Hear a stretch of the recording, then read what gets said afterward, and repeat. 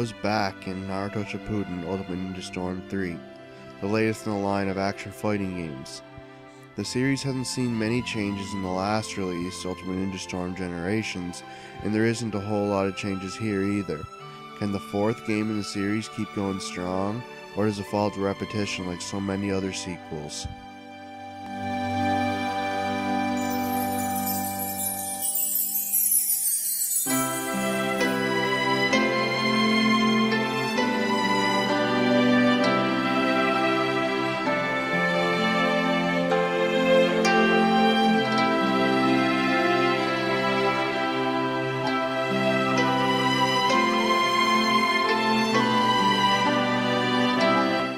The story picks up from where the second game left off. Naruto defeated Pain, and the Hidden Leaf Village is on the path to recovery. Unfortunately, there's a war brewing and it looks like it's going to take the ninja world by storm. Last game, we found out that the masked member of Akatsuki, Tobi, was Madara Uchiha, a vile ninja defeated by the first Hokage in the past, in disguise. He has assumed control of the shattered Akatsuki and brought Sasuke in with them. Naruto is still on Sasuke's trail, and they cross paths after Sasuke attacks the 5 Kage Summit, a meeting between the ninja world leaders. After their fight, Madara swoops in and takes Sasuke away. The rest of the story is pretty entertaining, even if there is a lot of slow story sequences. If you follow the manga, it's cool to see it play out in a more interactive form. There are some differences between the manga, show, and the game, but they really don't stand out, other than the ending. The ending is vastly different from the manga since the game seems to follow the anime. Either way, the story is interesting, if not a little slow. One of my only real issues with the story is the ending. It would have been nice to see some closure already. This is the fourth game in the series after all. Another big issue is that there are a lot of characters still alive at this time in the story that are just flat out ignored, and a lot of them are more interesting characters than the ones that the story focuses on.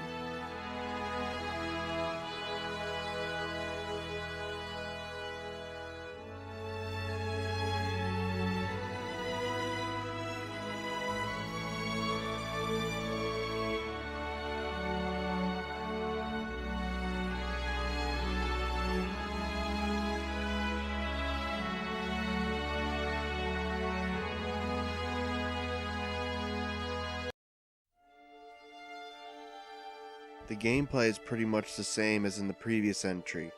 You fight one-on-one in a small arena with the ability to take in 2 assists each. You exchange punches and ninjutsu while using substitution jutsu to appear behind the enemy and break out of a combo. The gameplay is extremely simple and there is very little depth to the combat.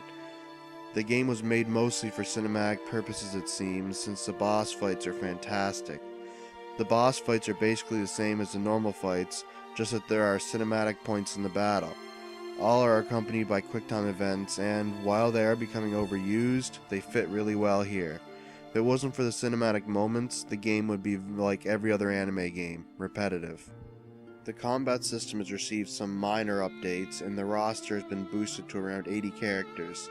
The issue here is that they all play the same, they all just have different moves and looks. The updates to the combat system are hardly noticeable as well. Assists have health bars, some awakenings can be used at any time in battle, and assists are somewhat more difficult to boost so you can't rely on the triple ultimates. A lot of the characters have separate forms with slightly different moves, which is kind of annoying as well. You find yourself fighting the same fights just with different opponents, and the only break you get is when you fight a boss, which are the only fights that play different. There is another style of combat scenario called mob battles. There are only a few of them in the game, and they play the same as a one-on-one battle, just with multiple opponents in one arena. They aren't terrible and handled better than I thought they would be, but there are too few of them to break up the monotony from the normal combat. The ultimate jutsus are also still disappointing. In the original Ultimate Ninja Storm, they are cinematic, epic attacks, and since the second game, they are toned down, even if they are still epic. The story sequences are also really overwhelmingly long for a fighting game. Thanks to the story scenes, this game could last you around 12 hours.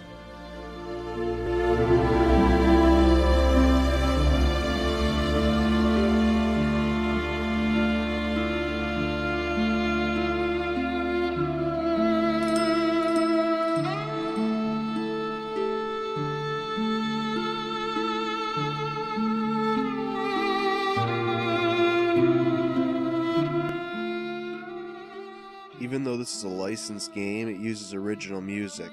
The music is fitting and some of the tracks stand out, though most don't.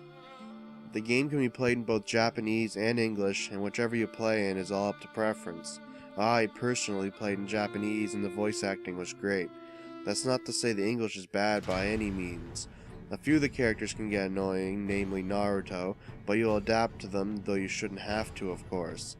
Following in the tradition of the Ultimate Ninja series, the menu sounds are extremely annoying after a while.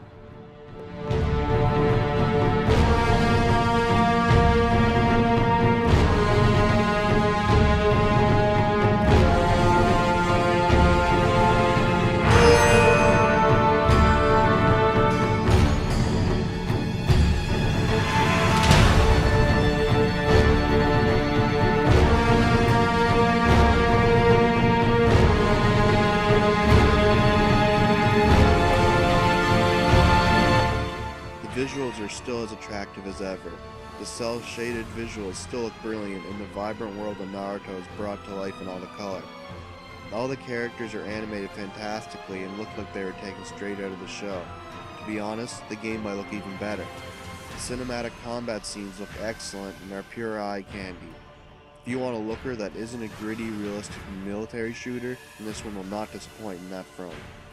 Most story scenes are just the character models standing around making little gestures with text boxes, however, and that will start to look bland despite the models looking really great. Battles still look great overall, even though the environment is bland and flat. While it still looks great, it hasn't really improved in the last two entries, making this a repackaged visual package.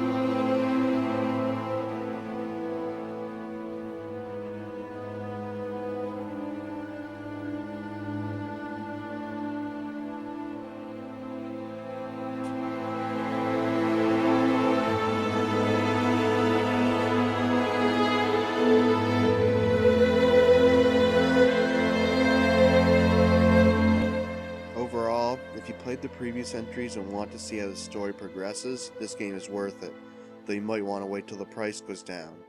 It's a decent anime game with some epic battles and some pretty visuals. It doesn't hold up to Storm 2, it's basically a repackaged Storm 2 with different storytelling and less bosses. It doesn't really disappoint since the story progresses nicely and there are still some fantastic bosses, but there are many missed opportunities for some boss fights. If you want to see Naruto's story continue, go ahead and pick this game up. If not, there isn't really anything here to pull you in. This game earns a 7 out of 10 from this gamer, not terrible by any means.